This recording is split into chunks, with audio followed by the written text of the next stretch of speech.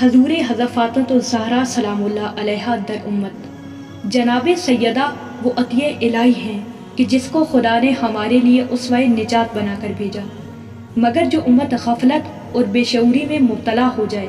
وہ حضرت زہرا سلام اللہ علیہا کو اس دید سے دیکھنے سے قاصر ہے۔ لیکن اس کے باوجود کچھ ایسی بابصیرت شخصیات گزری ہیں کہ خدا نے ان کو جتنی توفیق اور صلاحیت بخشی، اس کے ذریعے جناب سیدہ جیسی ہستی کی شناخت اور معرفت حاصل کی اور امت کو اس کی طرف توجہ دلائی۔ انہی شخصیات میں سے ایک عظیم شخصیت علامہ محمد اقبال ہیں۔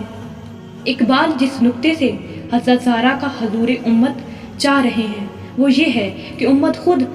حضرت فاطمۃ الزہرا سلام اللہ علیہا کو اپنے لیے اسوہ بنائے۔ جب تک امت اسوائیت کی دی سے حضرت زہرا کو نہیں دیکھتی، حق زہرا کسی سے بھی ادا نہیں ہوگا۔ بے شک مد زہرا میں شعر کہیں، مثنویاں کہیں، اولاد زہرا کے لیے آنسو بہائیں، جو مرضی ہے کریں، لیکن جب تک لوگ حضرت زہرا کو ہدایت کے عملی اسوہ کے طور پر اپنی زندگیوں میں نہیں لاتے، اپنے معاشرے میں نہیں لاتے، اس وقت تک حق زہرا ادا نہیں ہوتا، اس وقت تک حق خدا بھی ادا نہیں ہوتا۔ یہ جو خدا نے فرمایا اور انہوں نے اللہ کی قدر نہیں کی جیسا کہ اس کی قدر کرنے کا حق ہے، تم لوگوں نے خدا کی قدر نہیں جانی۔ خدا کی قدر جاننے سے مراد یہ نہیں ہے کہ تم نے یا اللہ تھوڑا کہا ہے، بلکہ تھوڑا اور اضافہ کرو، ذکر اور ورد بڑھاؤ۔ نہ تم نے خدا کی قدر ہی نہیں جانی، یہ تمہیں معلوم ہی نہیں کہ خدا کیا ہے اور خدا نے تمہارے لیے کیا کیا کیا ہے، اور تمہیں کس دید اور بصیرت سے خدا کو دیکھنا چاہیے۔ مثلا فرض کرے ایک عالم فاضل دانشور انسان کسی امت کے اندر آ جاتا ہے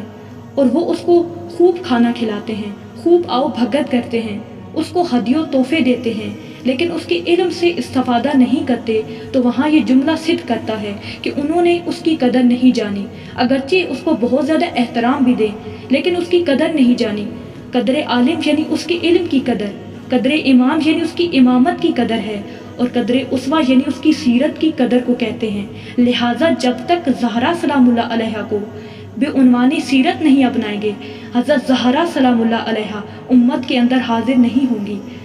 حضور زہرا کے لیے ضروری ہے کہ آپ کو بے عنوان اسوہ اپنائیں، تاکہ حوضوں میں حضرت زہرا موجود ہوں، گھروں میں حضرت زہرا موجود ہوں، معاشرے میں حضرت زہرا موجود ہوں، اور وہ بھی اسوہ اور رول ماڈل بن کر موجود ہو، تبھی کچھ نہ کچھ حق زہرا ادا ہو جائے گا۔